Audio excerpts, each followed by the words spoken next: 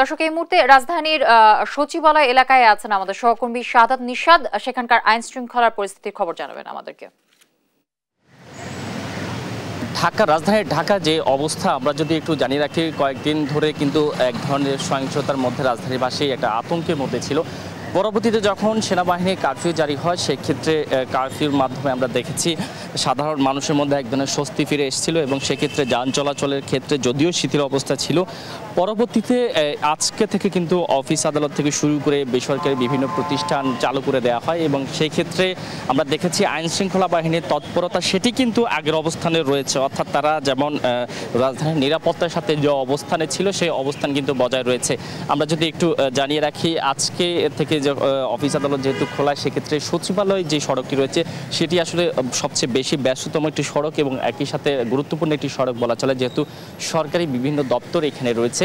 এই মুহূর্তে আমরা রয়েছি খাদ্য ভবনের সামনে এবং সেখানেও আমরা দেখতে পাচ্ছি বিজিবির একটি টহল রয়েছে। তারা কিন্তু একেবারে চেক করেই তারা কিন্তু এখানকার যে পরিবহনগুলো রয়েছে সেই পরিবহনগুলো যাতায়াত চলছে এবং সেই ক্ষেত্রে তাদের অবস্থান রয়েছে এবং একই সাথে অন্যান্য যে সড়কগুলো রয়েছে রাজধানীর, সেক্ষেত্রেও আমরা সেখানে দেখেছি সেনাবাহিনীর টহল রয়েছে। সেনাবাহিনীও তাদের যে তল্লাশি কার্যক্রম সেটিও চালাচ্ছে এবং মোড়ে মোড়ে পুলিশ সদস্য যারা রয়েছে তারা কিন্তু অবস্থান নিয়েছে এবং বিভিন্ন জায়গায় তারা কিন্তু অবস্থান করছে। একই সাথে আমরা সাধারণ মানুষ যারা আছে তাদের সাথে একটু কথা বলি, যে যেহেতু এতদিন টানা বন্ধের কারণে মানুষ এক ধরনের অস্বস্তির মধ্যে ছিল। অর্থাৎ যেহেতু অফিস আদালত বন্ধের কারণে সবচেয়ে বেশি বিশেষ করে দিনমজুর যারা থাকে তাদের সবচেয়ে বেশি ভোগান্তি হয়ে থাকে।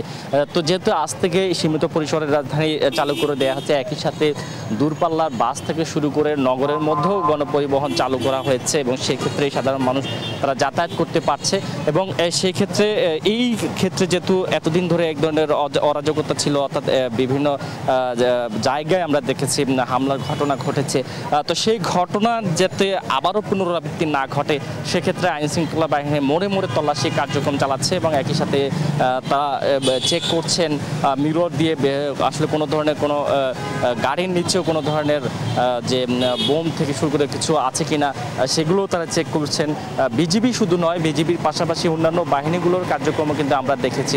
অর্থাৎ সব কিছু মিলিয়ে রাজধানীর আজকের পরিস্থিতি যদি আমরা একটু জানানোর চেষ্টা করি, সেই তুলনায় গতকাল থেকে আজকে পরিস্থিতি অনেকটা স্বাভাবিক রয়েছে। যেহেতু অফিস আদালত সব কিছু খোলা, সেই ক্ষেত্রে সাধারণ মানুষের যাতে কোনো ধরনের ভোগান্তি সৃষ্টি না হয় সেক্ষেত্রে আইন শৃঙ্খলা বাহিনীর সদস্যরা যেমন তৎপর রয়েছে, তেমনি সাধারণ মানুষের মধ্যেও এক ধরনের স্বস্তি ফিরে এসেছে যেহেতু সব কিছু চালু করে দেওয়া হয়েছে এবং একই সাথে সেনাবাহিনীর যে তাদের যে কারফিউ সেটি কিন্তু শিথিল রয়েছে।